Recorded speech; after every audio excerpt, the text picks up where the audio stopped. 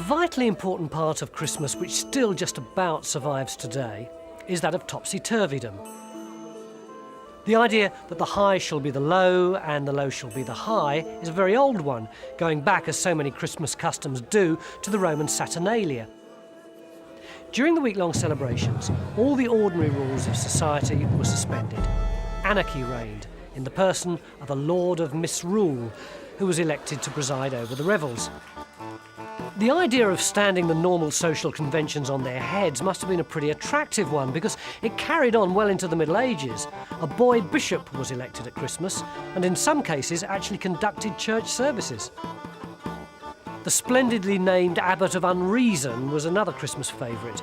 In Europe, there was the Feast of Fools, in which all manner of naughty goings-on were allowed. Even the Mass itself was parodied. And in the British Army, even today, the highest ranking officer waits on the most junior at Christmas. It wasn't all sweetness and light. In ancient times, the Lord of Misrule may have been put to death at the end of the festivities, sacrificed as a symbolic king, which would wipe the smile off anyone's face. Christmas was, by tradition, the only time in the year that games could be played by the lower orders. Popular games included blind man's buff and leapfrog, once a fertility rite. Maybe it still is in some quarters. The idea of a Lord of Misrule survived even into the late Victorian times. On Twelfth Night, it was traditional to hide a pea and a bean in 2 slices of cake, and whoever got those slices would be king and queen for the night and preside over the revelries.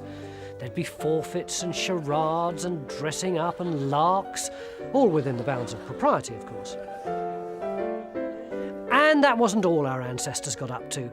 Men would dress up in women's clothing, women in men's, and this cross-dressing tradition found its way into the Christmas custom of the pantomime, which was originally a masque, a kind of courtly play, but gradually the clown took over, and fairy tales like Puss in Boots and Mother Goose became the standard plots.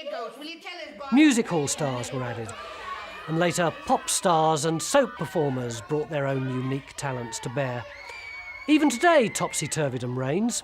By tradition, the pantomime dame is played by a man and the principal boy by a girl. Confusing time, Christmas. Oh, no, it isn't! Well, I think it is. Good night.